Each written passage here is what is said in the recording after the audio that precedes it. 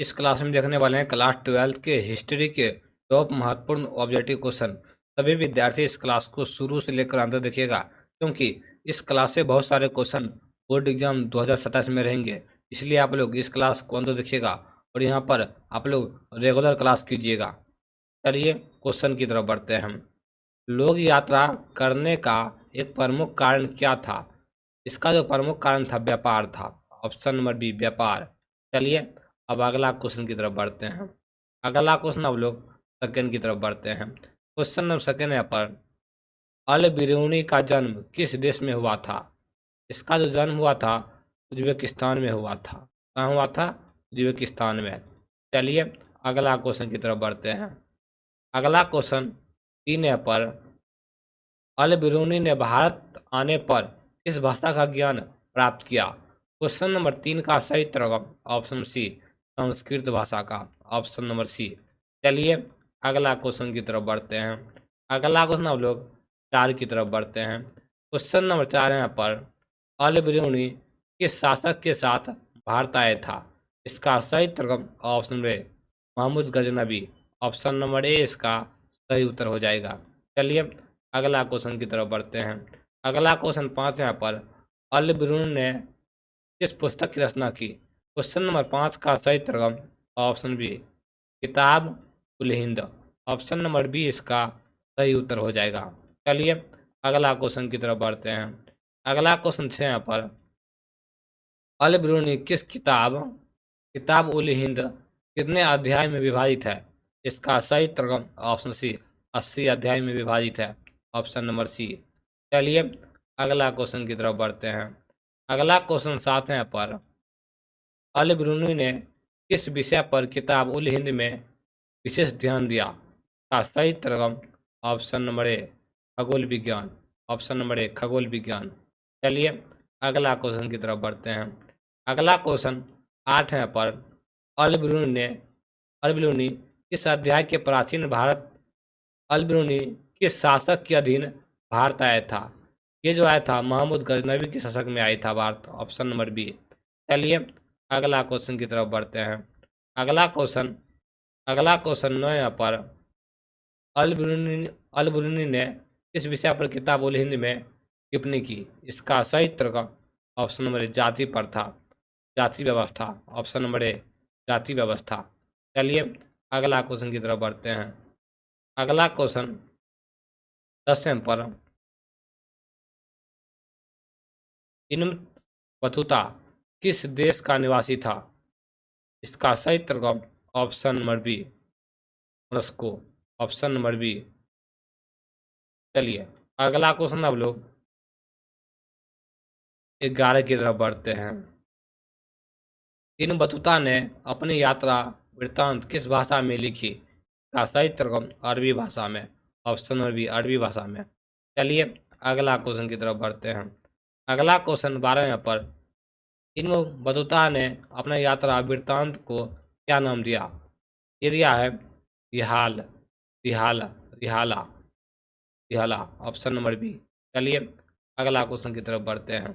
अगला क्वेश्चन 13 पर Ibn Battuta किस सुल्तान के न्यायाधीश बने? इसका सही उत्तर महमूद बिन तुगलक का। Option number B. चलिए अगला क्वेश्चन की तरफ बढ़ते हैं। अगला क्वेश्चन 14 पर इब्न बतूता को किस कारण से जेल में डाला गया? इसका सही उत्तर सुल्तान का विश्वास खोना। Option number B. चलिए अगला क्वेश्चन की तरफ बढ़ते हैं। अगला क्वेश्चन 15 पर इब्न बतूता ने किस देश में दूत के रूप में यात्रा की? ये चीन में। ऑप्शन नंबर बी चीन में। चलिए अगला क्वेश्चन की तरफ बढ़ते हैं। अगला क्वेश्चन 16 पर इब्न बतूता ने किस शहर को भारत का सबसे बड़ा शहर बताया? ये जो बताया दिल्ली को। ऑप्शन नंबर दिल्ली को। चलिए अगला क्वेश्चन की तरफ बढ़ते हैं। अगला क्वेश्चन 17 पर इब्न बतूता ने किस वस्त्र को केवल धनी लोगों के लिए बताया? इसका सही उत्तर मलमल। ऑप्शन नंबर मलमल। चलिए अगला क्वेश्चन की तरफ बढ़ते हैं। अगला क्वेश्चन 18 पर तीन वस्तुता के अनुसार डाक व्यवस्था में किस प्रकार की व्यवस्था थी? का सही उत्तर अशुभ डाक, ऑप्शन नंबर ए अशुभ डाक। चलिए अगला क्वेश्चन की तरफ बढ़ते हैं। अगला क्वेश्चन 19 की तरफ बढ़ते हैं। तीन वस्तुता ने भारत के शहरों को कैसा वर्णित किया? का सही उत्तर बड़े और अवसरों से भरे, ऑप्शन नंबर बी। चलिए अगला क्वेश्चन की तरफ बढ़ते हैं। अगला क्वेश्चन 20 यहाँ पर तीन वस्तुता ने किस प्रकार की वस्तुओं के बाजार का वर्णन किया? इसका सही उत्तर सभी प्रकार की वस्तुओं, कपड़े और गहने, अनाज और मसाले, दास और घोड़े, ऑप्शन नंबर डी इसका सही उत्तर हो जाएगा। सभी प्रकार की वस्तुओं का वर्णन किया। चलिए अगला क्वेश्चन की तरफ बढ़ते हैं। अगला क्वेश्चन 21 यहाँ पर तीन वस्तुता ने किस प्रकार की व्यवस्था का वर्णन किया? ये जो क्या है, संचार का वर्णन किया है, संचार का। चलिए अगला क्वेश्चन की तरफ बढ़ते हैं। अगला क्वेश्चन 22 यहाँ पर तीन वस्तुता के अनुसार कौन सी डाक प्रणाली थी? का सही उत्तर अशुभ डाक थी, अशुभ डाक। चलिए अगला क्वेश्चन की तरफ बढ़ते हैं। अगला क्वेश्चन 23 यहाँ पर तीन वस्तुता द्वारा वर्णित कौन सी व्यवस्था में हर मील पर खराब होता था? इसका सही उत्तर पैदल डाक, ऑप्शन नंबर ए पैदल डाक। चलिए अगला क्वेश्चन की तरफ बढ़ते हैं। अगला क्वेश्चन हम लोग 24 की तरफ बढ़ते हैं। तीन वस्तुता ने दासों के किस काम का उल्लेख किया? घर का काम, घर का काम। चलिए अगला क्वेश्चन की तरफ बढ़ते हैं। अगला क्वेश्चन 25 यहाँ पर तीन वस्तुता ने दासियों को किस कार्य के लिए नियुक्त किया? इसका सही उत्तर घर की निगरानी, ऑप्शन नंबर डी घर की निगरानी। चलिए अगला क्वेश्चन की तरफ बढ़ते हैं। अगला क्वेश्चन 26 यहाँ पर फ्रांसवा वर्नियर किस देश का निवासी था? फ्रांस, इसका सही उत्तर फ्रांस का, ऑप्शन नंबर ए। चलिए अगला क्वेश्चन की तरफ बढ़ते हैं। अगला क्वेश्चन 27 यहाँ पर फ्रांसवा वर्नियर किस मुगल सम्राट के दरबार दरबार से जुड़ा था? इसका सही उत्तर शाहजहां, ऑप्शन सी शाहजहां। चलिए अगला क्वेश्चन की तरफ बढ़ते हैं। अगला क्वेश्चन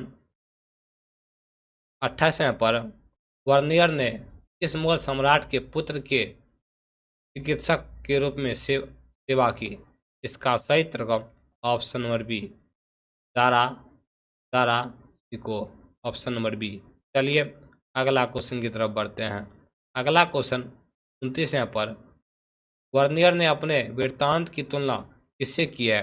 ऑप्शन नंबर बी का सही उत्तर यूरोप से की है तुलना, ऑप्शन नंबर बी। चलिए क्वेश्चन 29 यहाँ पर वर्नियर के अनुसार भारत और यूरोप में प्रमुख भिन्नता क्या थी? इसका सही उत्तर भूमि स्वामित्व, ऑप्शन नंबर बी। चलिए अगला क्वेश्चन की तरफ बढ़ते हैं। अगला क्वेश्चन 32 यहाँ पर वर्नियर ने भारतीय समाज को कैसा वर्णित किया? इसका सही उत्तर शिक्षित और अशिक्षित में, ऑप्शन नहीं, इसका सही उत्तर ऑप्शन नंबर अमीर और गरीब में। क्या वर्णित? अमीर और गरीब में। चलिए अगला क्वेश्चन की तरफ बढ़ते हैं। अगला क्वेश्चन हम लोग 33 की तरफ बढ़ते हैं। वर्नियर ने भारतीय शहरों को क्या कहा? ये कहा, ऑप्शन नंबर बी शिवरी नगर कहा है, शिविर नगर कहा है, ऑप्शन नंबर बी शिविर नगर कहा है। चलिए अगला क्वेश्चन 34 यहाँ पर वर्नियर ने किस प्रकार का मार्मिक विवरण दिया? इसका सही उत्तर सती प्रथा का। चलिए अगला क्वेश्चन की तरफ बढ़ते हैं। अगला क्वेश्चन 35 यहाँ पर वार्नियर ने किसका विरोध किया? इसका क्या है? ऑप्शन डी राज की भूमि स्वामित्व का। चलिए अगला क्वेश्चन की तरफ बढ़ते हैं। अगला क्वेश्चन 36 यहाँ पर वार्नियर ने मुगलों के शहरों को किससे जोड़ा? का सही उत्तर राजकीय शिविरों से, ऑप्शन नंबर डी। चलिए अगला क्वेश्चन की तरफ बढ़ते हैं।